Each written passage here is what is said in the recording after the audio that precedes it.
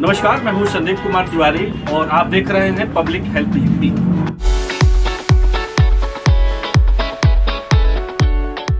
दस 15 दिन पहले देवरिया में समाचार संकलन करने गए एक मान्यता प्राप्त पत्रकार को देवरिया जनपद की प्रशासन ने गिरफ्तार करके और उनको जेल भेज दिया गया और उनकी रिहाई के बाद ये पहली हमारी मुलाकात हो रही है और हम जानने का प्रयास करेंगे कि क्या कुछ इनके साथ घटित हुआ और किस तरह से इनको न्यायिक अभिरक्षा में जेल भेज दिया गया। आज इन्हीं सब मुद्दों पे हम इनसे चर्चा करेंगे।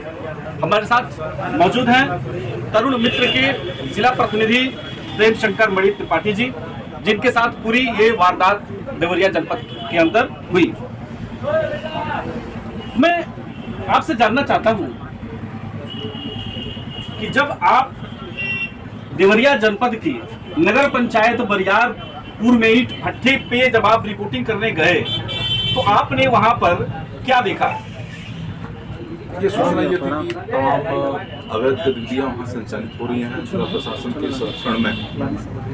वहाँ पर जब हम पहुँचे तो देखा वहाँ पे बाल श्रमिक काम कर रहे हैं, बच्चे लड़कियाँ पाई गई, बच्चे पाए गए, वो काम कर रहे हैं। चिमनी से बिल्कुल निरंतर काला धुआं जहर उगलता हुआ निकल रहा है।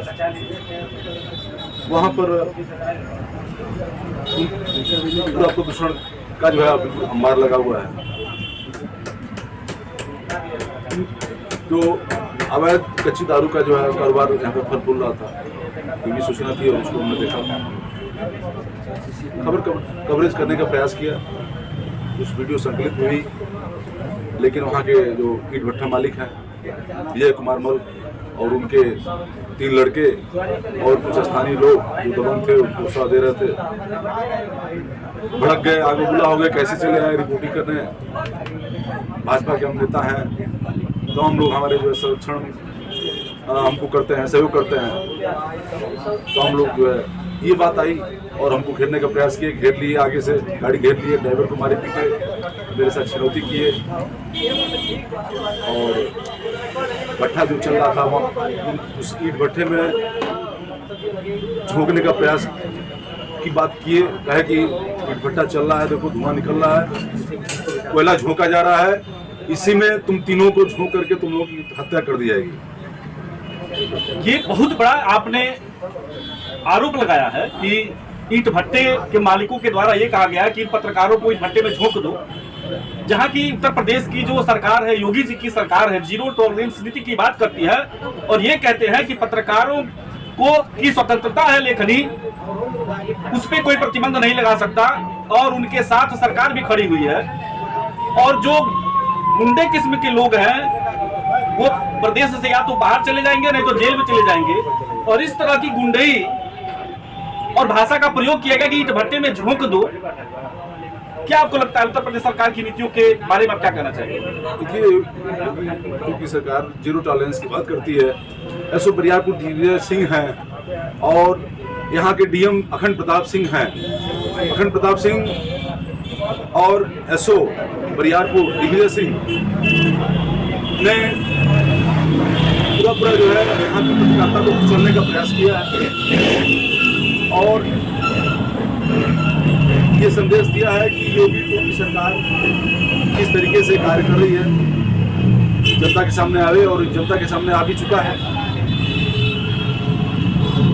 जो जनता की आवाज है उस आवाज को कुचलने का कार्य जिलाधिकारी खंड प्रताप सिंह और एसओ बरियारपुर दिग्विजय सिंह ने किया है। हमको एक तरफा कार्रवाई करते हुए जेल भेजा।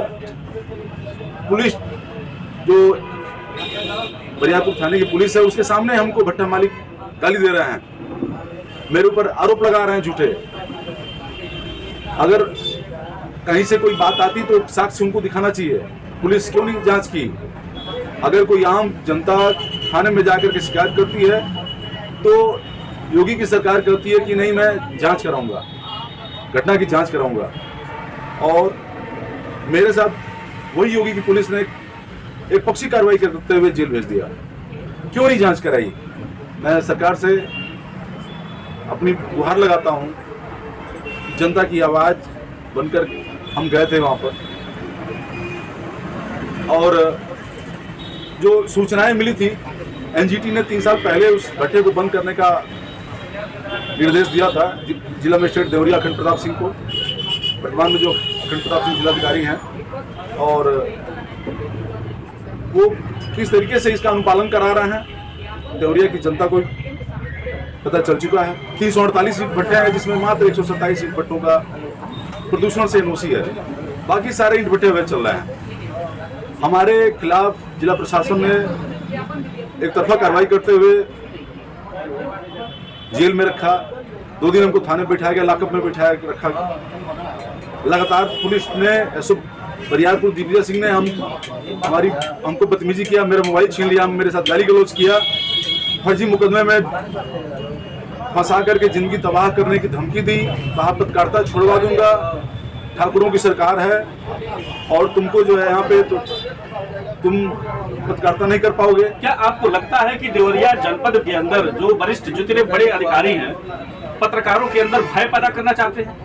देखिए, ये जो घटना घटित हुई है उससे पत्रकार समूह बहुत आहत है, और एक संदेश यहाँ की जिला प्रशासन ने दिया है कि जो जनता की आवाज़ बने, ऐसे पत्रकारों की आवाज़ को कुचल देना चाहिए, और ये कुत्सित प्रयास किया गया। हम लोग काफ़ी भयाक्रांत हैं, अपनी जान की गुहार लगा रहे हैं। हमारे जो परिजन हैं, परिवार के लोग हैं, उनकी जान माल खतरा है, हमारी जान माल खतरा है। कभी भी कोई घटना हो सकती है, मेरी हत्या कराई जा सकती है, फर्जी मुकदमे में फंसा करके और हमें जेल में रखा जा सकता है। गैंगस्टर गुंडा एक्ट की कार्रवाई भी पुलिस कर सकती है।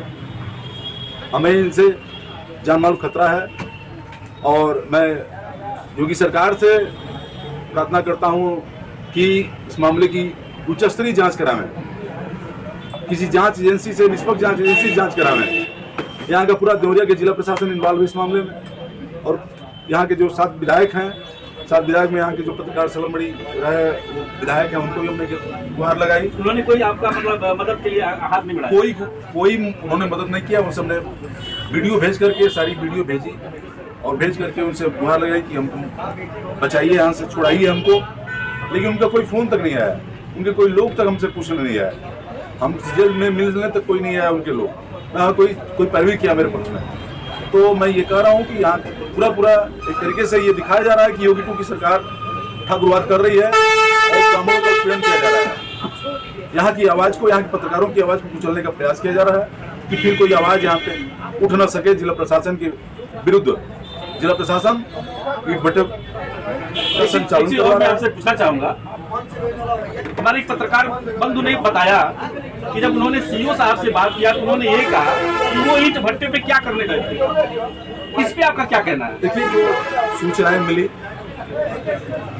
उसमें प्रदूषण विभाग, खनिज विभाग, जिला पंचायत, उद्यान विभाग, सूचनाएं मिली, सारी चीजें वो अलग की बात है। और एनजीटी का जो आदेश को मिला था कि उसमें 3 साल पहले ही एनजीटी ने जिलाधिकारी को ईंट भट्टा बंद कराने का, सीज कराने का आदेश दिया था। बावजूद उसके ईंट भट्टा संचालित हो रहा था सालों से, लेकिन कई वर्षों से हो रहा था संचालित। क्या हकीकत थी मौके पर 0 ग्राउंड की? जैसे मैं आपसे ये बस जानना चाहता हूँ, जैसे सीईओ साहब ने एक सवाल किया था जब उन्होंने ये कहा कि वो भट्टे पे क्या करने गए थे, एक पत्रकार भट्टे पे क्या करने गया था, ये उनका सवाल था। इसमें आप क्या कहेंगे? हम खबर संकलन करने गए थे और जो शिकायत मिली थी, शिकायत की क्या सत्यता है, 5 श्रमिक वहाँ काम कर रहे थे। वहाँ पे कच्ची दारू का अवैध कारोबार फल फूल रहा है। कच्ची दारू खुलेआम धड़ल्ले से एसओ बरियारपुर के संरक्षण में चल रहा है। और कई स्थानीय लोगों ने भी बताया कि यहाँ पे कच्ची दारू का कारोबार चल रहा है, 5 श्रमिक काम कर रहे हैं, काला धुआं निकल रहा है चिमनी से, जो प्रदूषण के बिल्कुल, जो प्रदूषण की आबो हवा को जो है बिल्कुल संरक्षण दे रहा है। बिल्कुल अवैध जो वातावरण है उसको वातावरण प्रदूषित कर रहा है। जब आप अरेस्ट हुए तो कितने दिन बाद जो है आपको जमानत मिली? देखिए, हमको 8 दिन तक पुलिस ने जो है अपने थाने में 2 दिन रखा, उसके बाद हमको जो है 6 दिन रखा गया जेल में। 8 दिन तक पुलिस ने हमको जो है मेरे साथ पीड़न किया। क्या क्या धाराएं लगी थी आपकी? कि अपनी कमियों को छुपाने के लिए जिला प्रशासन ने एक तरफा कार्रवाई करते हुए हमारे ऊपर 384, 504, 506 का एफआईआर दर्ज कर दिया और 107-16 में हमने 6 दिन के लिए जेल भेज दिया। एक तरफा कार्रवाई करते हुए हमारी आवाज़ को दबाने के लिए।